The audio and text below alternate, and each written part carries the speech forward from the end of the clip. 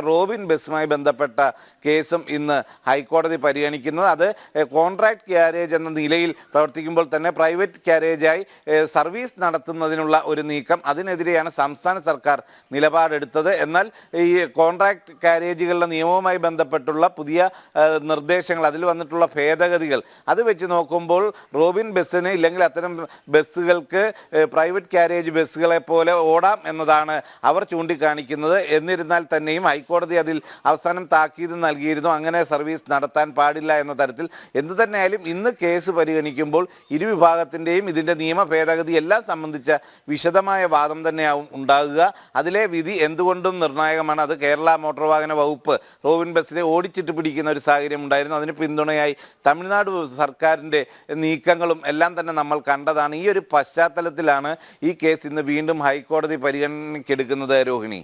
ശരി സുധീഷ്, സർവകലാശാലകളിൽ സ്ഥിര VC നിയമനം വേണമെന്ന പൊതു താൽപര്യ ഹർജിയും റോബിൻ ബസ് കേസും ഇന്ന് ഹൈക്കോടതി പരിഗണിക്കുകയാണ്. സുധീഷ് ഗോപാലാണ് വിവരങ്ങൾ നൽകിയത്.